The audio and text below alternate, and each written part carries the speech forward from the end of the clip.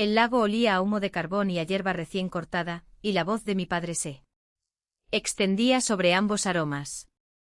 Estaba de pie al principio del embarcadero con una lata de cerveza Cruzcampo sudando en la mano, y la levantó hacia mi hermano de la misma forma en que otros hombres enarbolan banderas. A Mateo, le dijo él, próximo senador por la región de Andalucía y el primer Calegu con el valor suficiente para dirigir algo más grande que una ferretería de barrio. 40 personas vitorearon. El hijo de alguien golpeó 2 palas de pádel como si fueran platillos. Mi madre aplaudía con tanta fuerza que su pulsera se deslizó hasta su codo. Entonces él se giró hacia mí y las luces del porche captaron esa mirada plana y calculadora que siempre reservaba para el final. Y Elena, dijo como si estuviera leyendo un nombre de una lista de correo basura. Sea lo que sea lo que haga para el gobierno estos días, no preguntamos. Solo esperamos que sean risas legales. No risas crueles. Exactamente. El tipo de risa cómoda. Esa clase de risa que proviene de gente que ha decidido que una broma es inofensiva porque nadie va a defender al objetivo. Sonreí porque eso es lo que 14 años de disciplina te enseñan a hacer con tu rostro mientras todo lo que hay debajo se queda inmóvil. Levanté mi propia lata 1 centímetro del pasamanos, un gesto que podría haber significado cualquier cosa, y no dije ni una palabra. 10 minutos. Después la televisión montada sobre la barra del porche sintonizada en un partido de fútbol que nadie estaba viendo cambió a un rótulo rojo. Última hora. El CNI confirma que se ha frustrado una importante ciberintrusión en la red eléctrica regional. Mi nombre apareció antes que mi fotografía. Teniente coronel Elena Calegu del Mando de Ciberdefensa, acreditada por el portavoz del Ministerio como la oficial que identificó el patrón de intrusión 40 minutos antes de que 6 provincias se hubieran quedado a oscuras. El embarcadero quedó en silencio de una forma que nada tenía que ver con el respeto.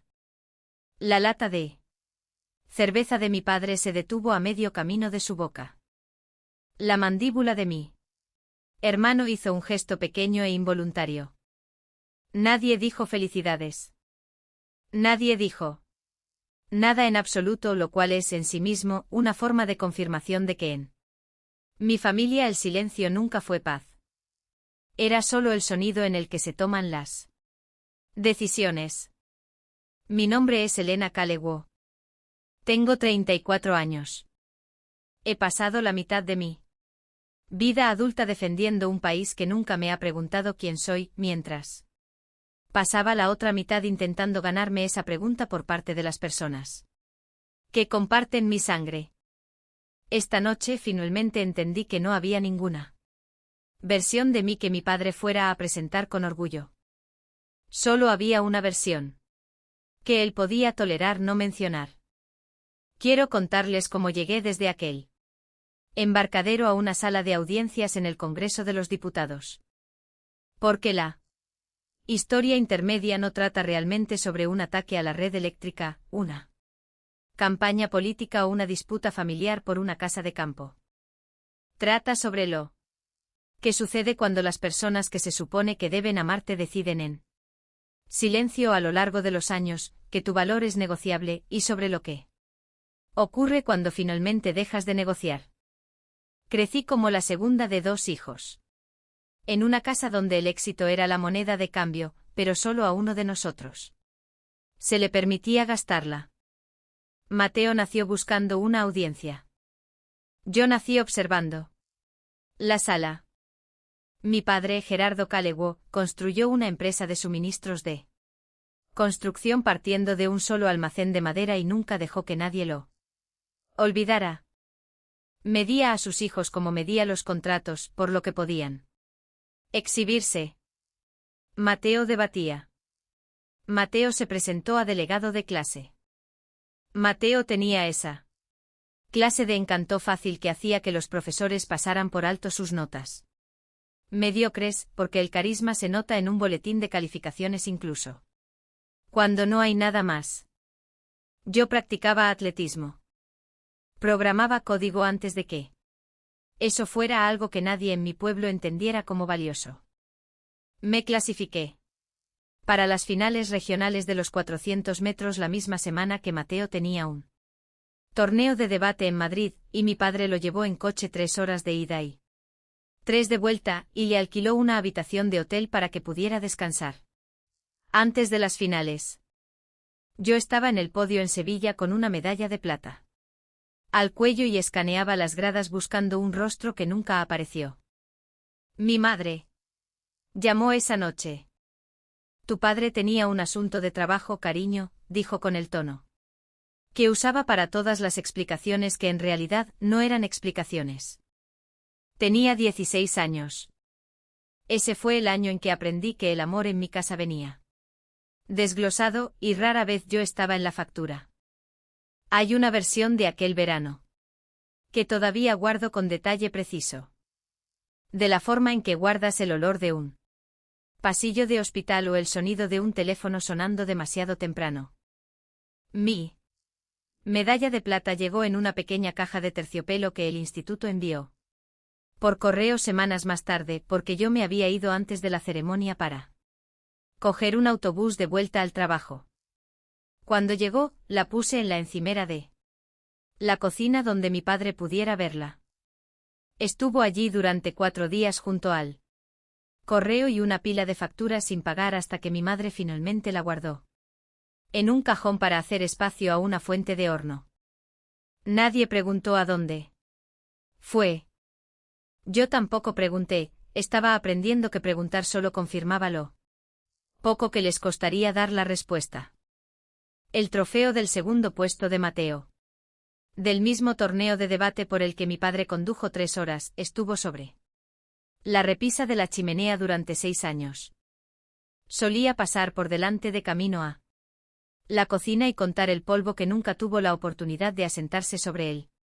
Porque mi madre pulía esa repisa cada domingo como si fuera un pequeño altar.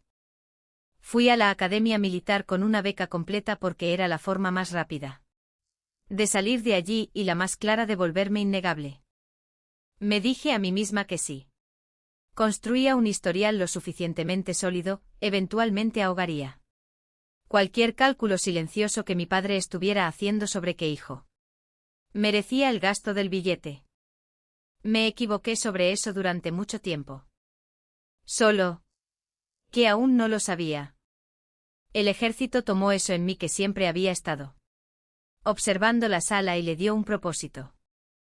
La ciberseguridad y la inteligencia de señales recompensan a las personas que notan lo que otros pasan por alto, que pueden permanecer quietas en medio del caos y encontrar esa línea de código, ese inicio de sesión a las 3 de la madrugada, ese patrón que no encaja. Era buena en ello. De la manera específica y poco glamurosa que no produce fotos para desfiles. Nadie pone a una mujer mirando 4 monitores en la portada de nada. Pasé mis 20 años en salas seguras que olían a aire reciclado y café quemado. Rastreando intrusiones en cadenas de suministro y redes de servicios públicos. Durmiendo 4 horas al día durante los ejercicios, aprendiendo a leer código. Hostil como otras personas leen el tiempo. Nadie aplaudió. Eso estaba bien. Ya. Había dejado de esperar el aplauso para entonces. Enviaba dinero a casa de todos modos. Cada mes una parte de mi sueldo regresaba a Tennessee porque una parte de mí todavía creía que si seguía dando, eventualmente sería tenida en cuenta. Me decía a mí misma que era para el tejado, para el coche de mi madre, para la hipoteca de la casa del lago que mi padre había sobreendeudado el año que el negocio sufrió un golpe. Me perdí mis vacaciones. Comía de un recipiente gubernamental mientras mi unidad salía a cenar chuletones. Y me decía a mí misma que eso era disciplina, no privación. Entonces mi madre llamó un domingo sin aliento con una alegría que nunca usó conmigo. Deberías ver a Mateo con ese Traje azul marino, dijo, hecho a medida. Lo llevó a la recaudación de fondos del Partido Estatal. Las fotos son increíbles, cariño. No podríamos haber hecho el viaje sin tu ayuda este mes.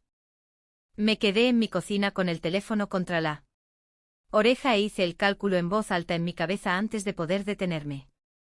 Mi ayuda a mis meses racionados, mis botas de segunda mano, financiando un traje.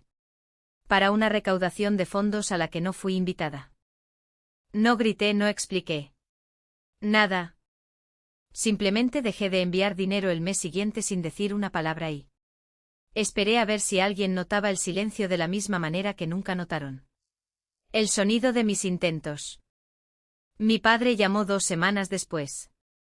¿Desde cuándo te has vuelto demasiado buena para esta familia?, dijo.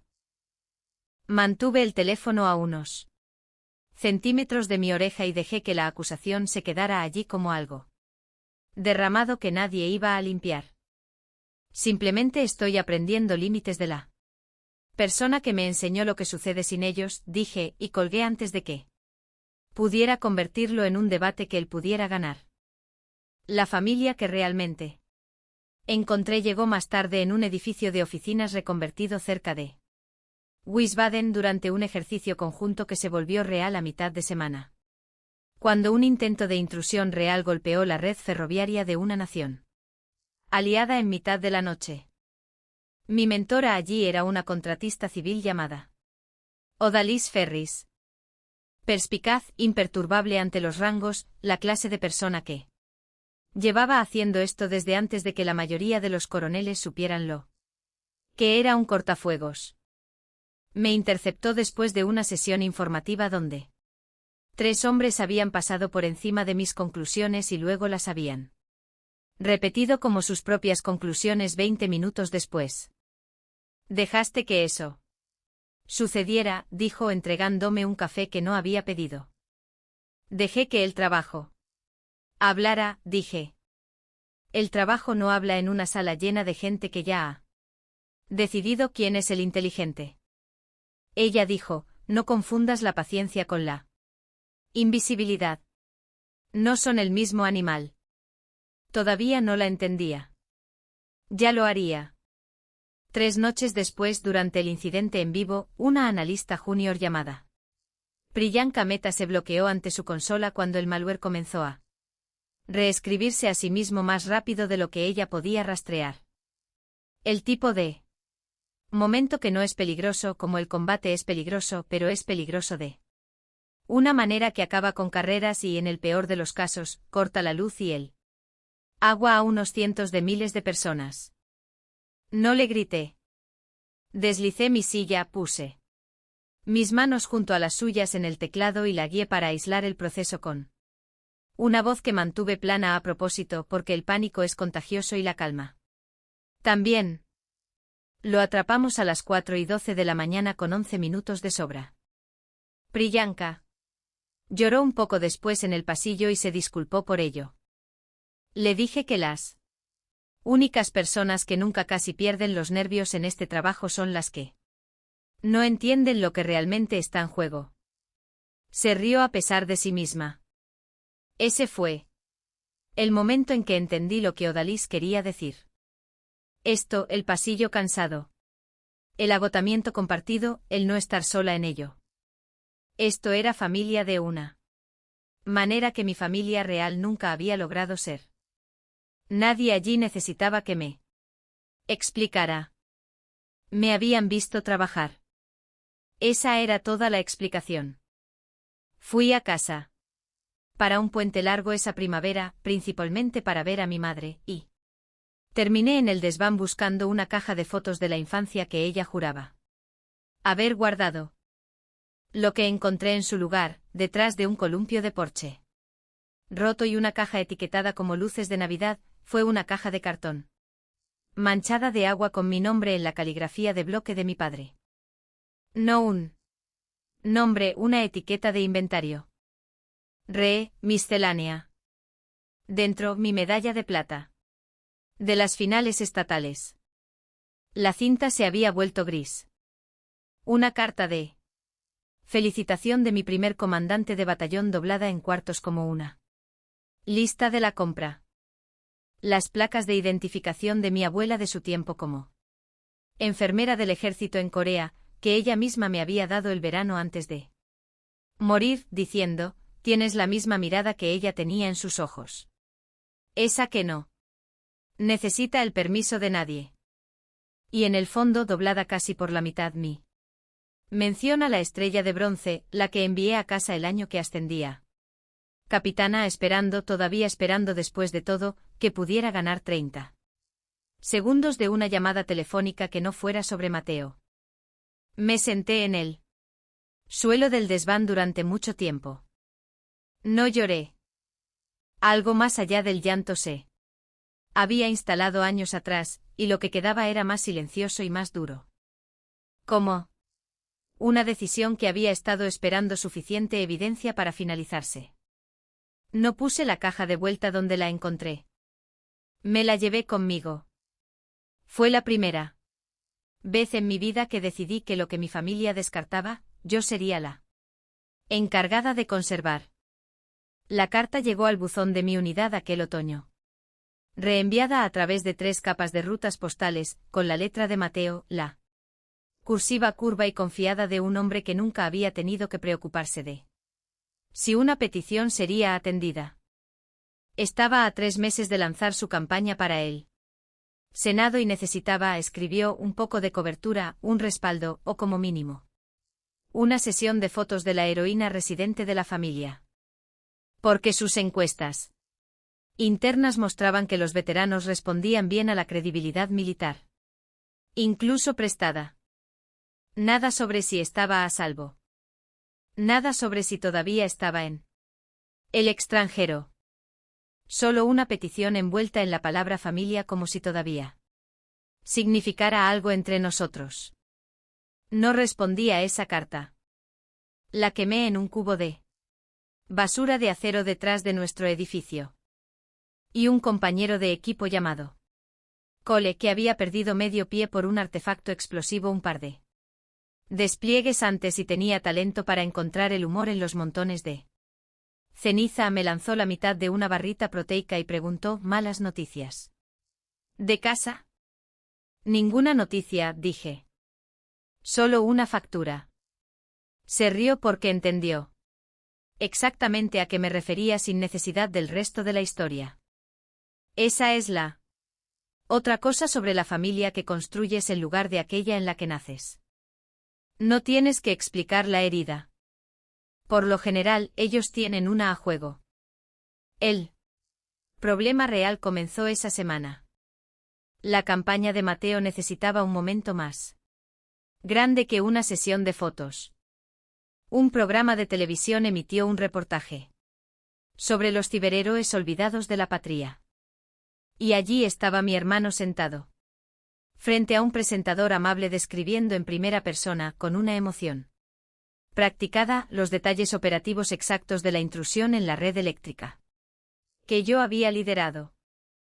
Mi análisis, mi margen de 11 minutos, mi semana sin dormir. Usó la palabra nosotros de la forma en que un hombre usa una palabra que ha ensayado frente a un espejo. Fue la llamada más difícil de mi vida, dijo con la voz entrecortada en el momento justo. No podíamos dejar que se apagaran las luces de nuestra propia gente. Él nunca había estado en esa sala. Nunca había tocado esa consola. Había aprendido los detalles. Confirmaría más tarde, mediante un resumen interno de la operación filtrado, que un amigo de la familia dentro de la Oficina de Relaciones Públicas del Pentágono se lo había reenviado accidentalmente 3 semanas antes. Vi el segmento sola en mi apartamento con el volumen bajo. De la forma en que ves algo que ya sospechas que te va a doler antes de que termine. Cuando terminó, no lo llamé. Abrí mi portátil y comencé una carpeta. La etiqueté sin ningún drama, evidencia. La represalia, cuando llegó, vino vestida de burocracia. Un correo electrónico a Las 7 en punto. Visión de seguridad efectiva inmediatamente pendiente de. Investigación sobre una exposición de datos clasificados supuestamente rastreada. Hasta mi terminal. 14 años de servicio impecable y, en el aniversario de mi nombramiento, alguien había elegido esa fecha exacta para acabar con mi carrera. Sobre el papel. La firma pertenecía a una cadena de autorización que reconocí al instante. Director Mars Bitcom, un hombre cuyo defectuoso protocolo de autenticación yo había señalado 18 meses antes en un informe que le costó un ascenso y aparentemente un rencor con mucha memoria. Me senté con ese correo electrónico durante el tiempo exacto que tardé en dejar de temblar y ni un segundo más. Entonces llamé a Ren. Reno Kapor era el sobrino de Odalis, un analista civil con talento para encontrar las costuras en sistemas que se suponía que no tenían ninguna y una cortesía profesional hacia cualquiera que Odalis avalara. Necesito rastrear a un fantasma, le dije. Cadena de autorización, comunicaciones internas del Pentágono, cualquiera conectado con Mars Bitkim en los últimos 90 días. ¿Quieres un nombre o un cadáver? Preguntó. Quiero la verdad. El resto se arregla solo. Le tomó 4 días. Lo que encontró fue peor y más limpio de lo que esperaba. Un hilo de correos entre Bitcom y un consultor político contratado por la campaña de Mateo ofreciendo cooperación narrativa a cambio de un acceso de seguridad rápido para el hijo de un donante de campaña. Todo coordinado para alinearse con la fecha de emisión del programa de televisión.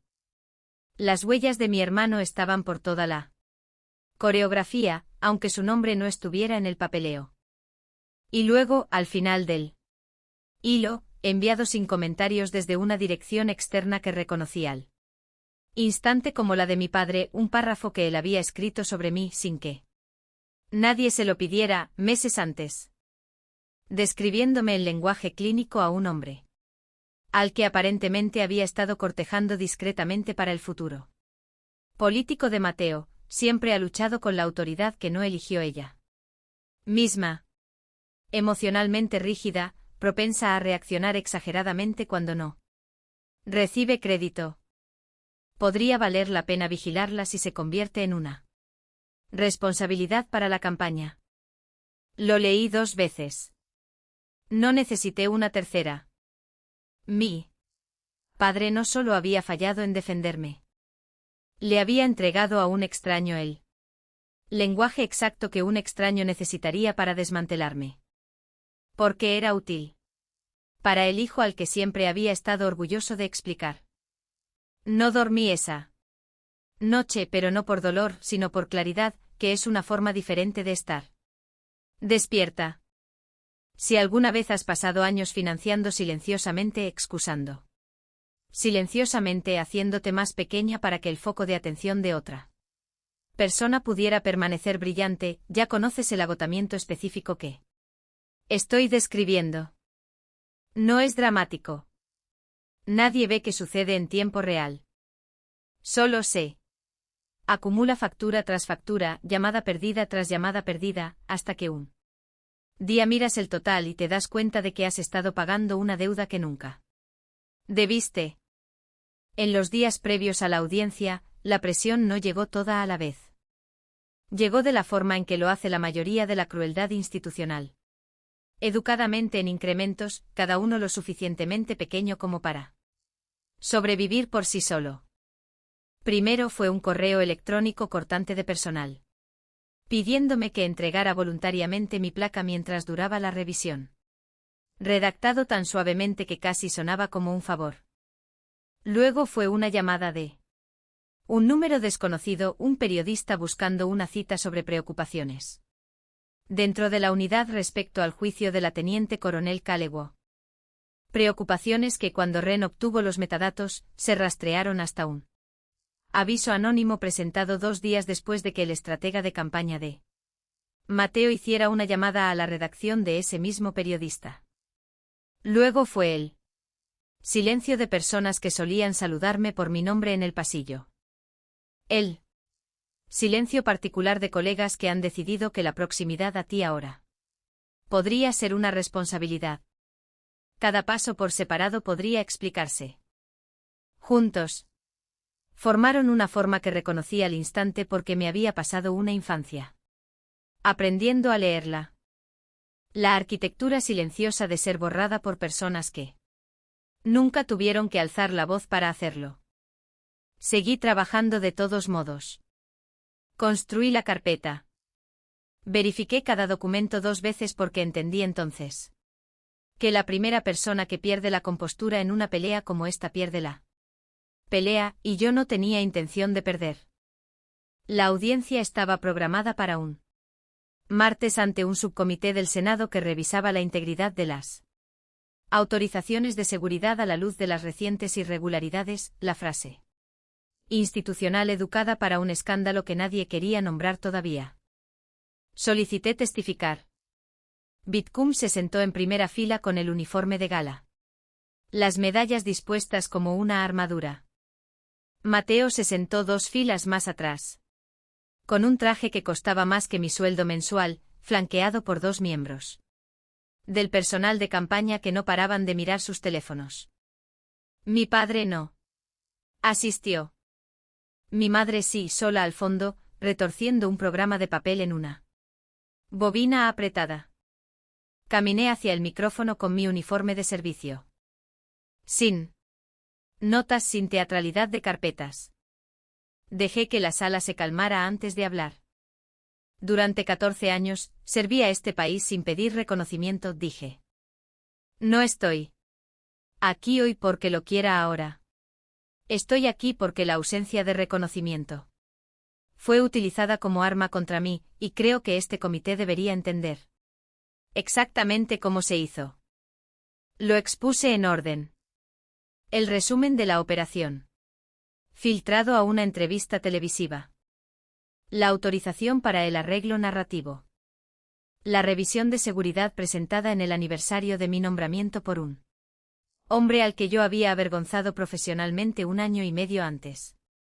Reproduje a bajo volumen un clip de audio que Ren había recuperado, Mateo, en una llamada con un estratega diciendo, ella no responderá públicamente.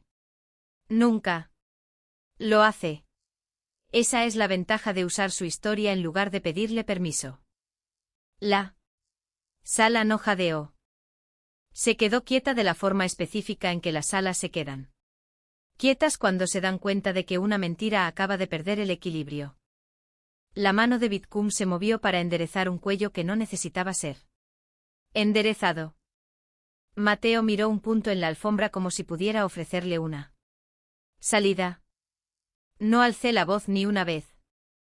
Había aprendido hace mucho tiempo en habitaciones mucho más peligrosas que aquella, que en el momento en que empiezas a gritar es cuando la gente deja de escuchar lo que realmente estás diciendo.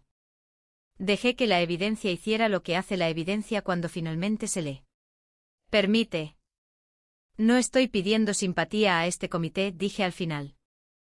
Estoy pidiendo que entiendan que las personas más fáciles de borrar suelen ser las que nunca exigieron ser vistas en primer lugar. Dejé de exigir hace mucho tiempo. Solo he terminado de ser borrada silenciosamente. La presidenta me dio las gracias.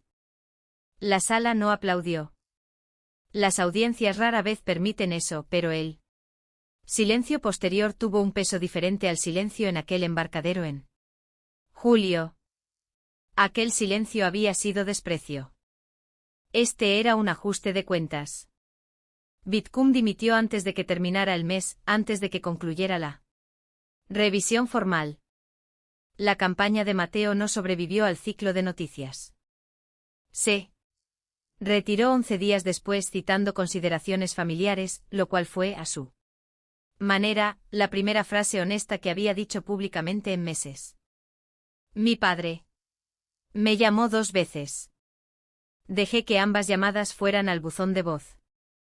No lo estaba castigando. Simplemente me había quedado sin apetito para una conversación que Siempre iba en una sola dirección. Mi madre vino a verme sola 3 semanas. Después a la pequeña casa que había comprado cerca de Chattanooga con el dinero que dejé de enviar a casa. Se sentó en los escalones de mi porche sin pedir permiso primero, lo cual era nuevo para ella. No se disculpó de ninguna manera. Grandilocuente. Mi familia no hace nada grandilocuente. Pero metió la mano en el bolsillo de su abrigo y puso algo en mi palma. Las placas de identificación de mi abuela. Encontré esto hace años, dijo en voz baja. Siempre quise devolvértelas correctamente. No sabía cómo. Cerré la mano alrededor de ellas y no dije nada durante un rato. No la estaba perdonando en ese momento. Solo había terminado de cargar con el peso de fingir que necesitaba que lo hiciera. Dejé el ejército 8 meses después, no por amargura, sino porque finalmente entendí lo que Odalis quería decir acerca de que la paciencia y la invisibilidad no son el mismo animal. Usé mi pago por separación y los ahorros que tenía para iniciar una pequeña consultora que entrena a sistemas municipales y de servicios públicos en el mismo tipo de detección de intrusiones que había definido mi carrera. El trabajo poco glamuroso y sin fotografías de notar lo que otros pasan por alto antes de que se convierta en un titular. Le puse el nombre de nada. Ni el nombre de mi familia, ni un eslogan, solo 3 palabras que significaban algo. Solo para las personas que hacían el trabajo, defensa de línea silenciosa. Priyanka trabaja conmigo ahora. También Cole a tiempo parcial enseñando módulos de resiliencia a analistas junior que le recuerdan a sí mismo antes del despliegue. Eso cambió su forma de caminar, pero no su sentido del humor. Algunas noches después de la última sesión, nos sentamos afuera con café barato. Y sin agenda. Y se me ocurre que construí sin pretenderlo exactamente el tipo de mesa que mi padre nunca puso para mí. Una donde nadie tiene que demostrar que pertenece antes de que alguien le pase el pan. Pienso en aquel embarcadero a veces. La lata de cerveza deteniéndose a medio camino de la boca de mi padre. El rótulo rojo cortando el partido de fútbol. Solía creer que ese momento era el comienzo de mi historia. La revelación. La reivindicación. La parte donde todos finalmente me veían. Lo entiendo de manera diferente ahora. No fue el comienzo. Fue solo la última vez que necesité que la conmoción de alguien más confirmara lo que ya sabía sobre mí misma durante años.